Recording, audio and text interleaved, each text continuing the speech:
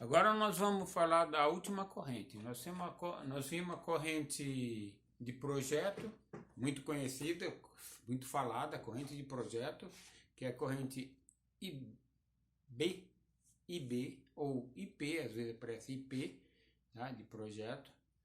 Nós vimos a corrente nominal, que é o IN, nós estamos se referindo ao disjuntor. A corrente nominal, que é o IN, o que é o IN do disjuntor? É a corrente marcada nele. Eu comprei o disjuntor de 20 A, então, o 20 A que você está se referindo é a corrente nominal do disjuntor. Corrente de projeto. Corrente de projeto é aquela que você achou. No melhor caso, no mais simples caso, vamos considerar a corrente que é a potência dividida pela tensão. Você acha a corrente de projeto simplesmente, né? Nós vimos IZ, que é a corrente de projeto corrigido. Corrigido por quê? Porque eu peguei a potência e dividi pela voltagem, assim é a corrente. Mas esse circuito está passando junto com um circuito, dois circuitos, três circuitos, quatro. Conforme a quantidade de circuito estiver junto com ele, eu vou ter que corrigir o fator de agrupamento. E esse fator de agrupamento, que é o que nós vimos por último, né? É o IZ. Então, depois de corrigido, é o IZ, ou seja, corrente corrigida. Então, nós temos corrente corrigida, que é o IZ, corrente nominal, que é o IN, e agora nós vamos ver a corrente a corrente I2. Corrente I2. A corrente 2 é a corrente que o fabricante de disjuntor usa, que é a norma para o fabricante do disjuntor. A norma para o fabricante de disjuntor. Então, qual é a norma? Do que se refere? Eu tenho um disjuntor de 30 A. Esse disjuntor, a corrente de acionamento dele, de desligamento dele, efetivamente, é considerado 1,45. Então, 30 A, um disjuntor de 30 A, multiplicado por 1,45 é a corrente I2. Tá? Então, a corrente 2, você pega qualquer disjuntor, multiplica por 1,45, essa é a corrente 2. E nós temos que, na hora de confrontar se o disjuntor que escolhemos ele está correto, nós vimos que o disjuntor tem que estar igual ou maior do que a corrente de projeto, lógico, tem que ser igual ou maior. O disjuntor não pode ser menor do que a corrente, senão ele desliga, né? Em condição normal. Então, igual ou maior. E essa corrente do disjuntor, que é igual ou maior que a corrente de projeto, ele tem que ser igual ou maior à corrente que nós calculamos, usamos para calcular o cabo, que é o IZ.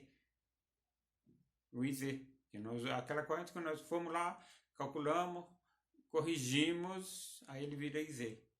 Então, o disjuntor tem que ser igual ou menor que isso daí. Por que o disjuntor tem que ser menor do que a corrente do cabo? Senão o cabo pega fogo e o disjuntor não desligou. Então, quer dizer, o disjuntor tem que ter a corrente maior do que a corrente que vai circular normalmente no circuito, é uma lógica. E ele também tem que ser maior, o disjuntor tem que ser menor do que a corrente que o cabo suporta, tá? Nominalmente. Agora tem o I12 que nós vamos ver como que nós vamos confrontar com essas três correntes que nós já vimos.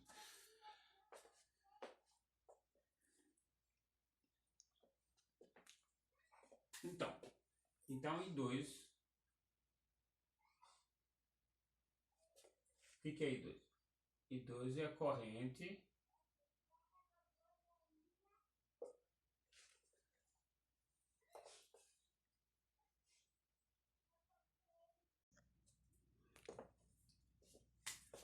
Então, I2 é a corrente convencional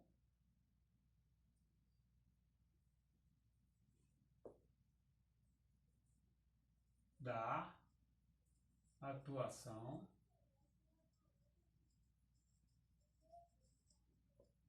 do disjuntor.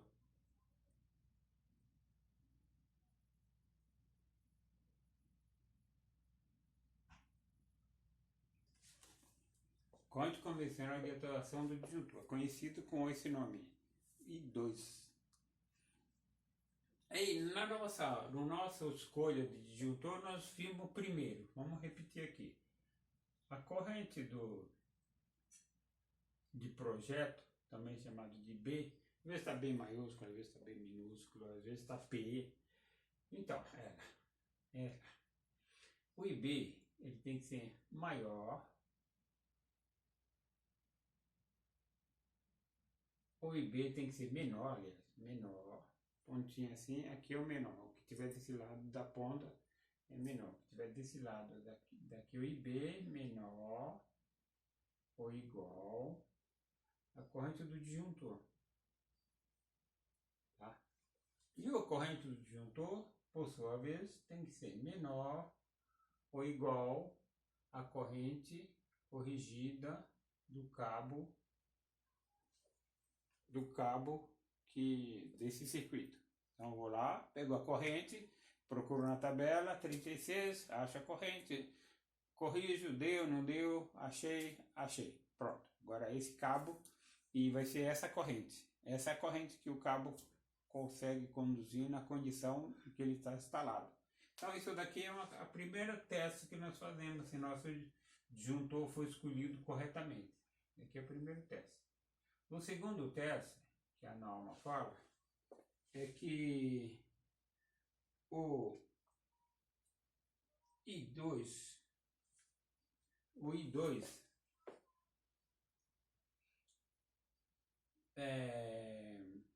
ele fala que o I2 tem que ser menor ou igual a 1,45 multiplicado por corrente corrigida. Tem que ser.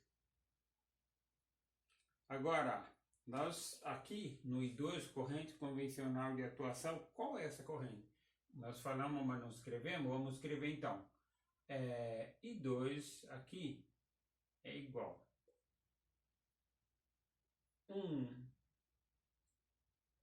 IN multiplicado por 1,45.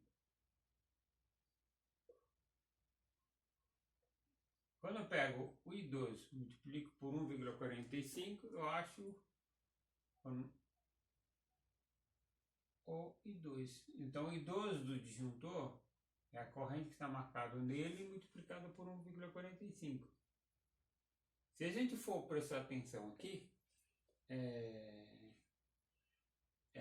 nós temos IN, ele é menor ou igual a IZ. Agora, olha o que a norma fala. Eu pego IZ, IN é menor, isso é menor que isso. Agora, eu pego isso, multiplico por 1,45 e acho isso. Pego isso, também multiplico por 1,45 e pergunto se esse continua sendo menor ou igual a esse. Essa lógica, essa explicação que eu ainda não descobri, tá? Porque para mim foge de uma lógica matemática. Se eu pegar esse aqui e multiplicar por 1,45, esse aqui também por 1,45, eu vou manter a mesma relação. E se esse era menor, vai continuar sendo menor. Se esse é maior, ele vai continuar sendo maior. Por quê? Porque eu tenho um número que esse já é menor, ou igual. Se eu multiplico ele por 1,45, eu acho I2. Se eu multiplicar esse por 1,45, eu vou achar a satisfação da fórmula aqui, mas esse continua sendo maior que esse. Qualquer número que eu multiplicar, eu falo 2 é menor que 3. Isso é verdade? Eu multiplico isso por 350. Vai dar 700. Se eu multiplicar, então, esse é menor, o 3 é maior que 2, todo mundo sabe. Se eu pegar isso daqui e multiplicar também por 350, 3 vezes 0, 0, 3 vezes 5, 15, vai 1, 3 vezes 3, 9, 10. Tá vendo? Ele continua sendo maior. aqui ele é maior, aqui ele é maior que esse e aqui ele é maior que esse. Se eu multiplicar por 350 os dois, eu vou ter sempre maior. Não interessa que número que eu vou multiplicar. Eu vou manter a mesma proporção. E isso a norma não explica, mas talvez eu esteja enganado. Mas vamos lá. Até não consegui saber por que esse teste. Então aqui, o IB é menor ou igual a IN, IN menor que ou igual a IZ. Se isso é verdade, então esse disjuntor que você escolheu é ideal para essa forma. Segundo passo, ele fala que o I2, que é esse daqui, ele tem que ser menor ou igual que o IZ que você encontrou na fórmula multiplicado por 1,45. Se isso é verdade, então o seu disjuntor está perfeitamente correto. É esse mesmo que você tem que usar. Senão você tem que corrigir para que essas duas situações sejam verdade. Então aqui é a primeira situação, que a norma NBR 410 obriga a conferir. E daqui a segunda situação, que a NBR obriga a conferir. Se o disjuntor que você escolheu fica aqui de boa, então essa primeira exigência está satisfeita. Se o I2, tá? Escolheu um disjuntor, foi lá, pegou o disjuntor que você escolheu, multiplicou por 1,45, achou I2 e colocou aqui. I2, achei I2. Aí eu pego minha corrente Z, que eu tenho no meu circuito corrigido, que Z é a corrente corrigida, multiplico também por 1,45, tá? Aí eu falo, isso é menor ou igual ao que o resultado disso? Se é menor ou igual, então esse disjuntor é o disjuntor ideal.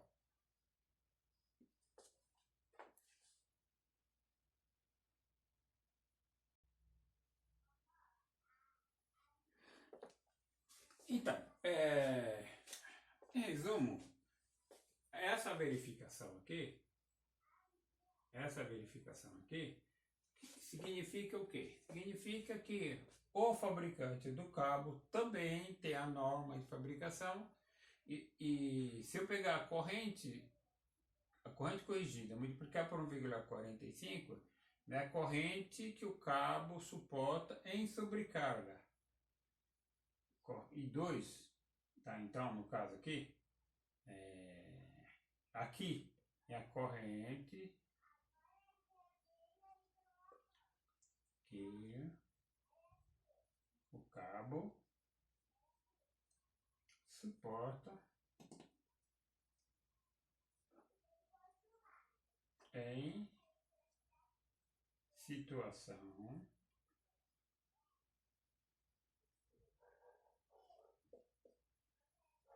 de sobrecarga ou sobrecorrente. Tá? Então, por que eu tenho que fazer essa verificação? Independente da pergunta. O que significa eu multiplicar IZ por 1,45? O IZ é a corrente corrigida do cabo. Se eu multiplicar por 1,45, eu quero saber se esse cabo, quando tiver com 1,45, ele não vai pegar fogo. Até aqui ele não vai pegar fogo. Então até aqui o cabo está preparado. Que dentro de até 1 hora ele vai suportar tranquilo. Ele tem uma quantidade de hora por ano ou por atuação que determina isso daqui. Então por isso que é feita essa verificação. Então o que é um cabo em sobrecorrente? É um cabo qualquer que tem uma corrente e o cabo nosso, né? Que nós estamos usando o circuito, eu pego a corrente corrigida do cabo e multiplico por 1,45. Essa é a corrente que vai ficar lá. Essa instalação está em curto-circuito. Ela vai pegar fogo? Não, por causa que o cabo aguenta a corrente corrigida multiplicar até 1,45. E essa corrente corrigida até 1,45 é a corrente que o disjuntor vai desligar. O disjuntor também vai suportar uma corrente 1,45. Todo mundo está trabalhando com em caso de de desligamento, em caso de sobrecarga, caso de curto-circuito, nós temos um fator que é 1,45 para o disjuntor e para o fio também.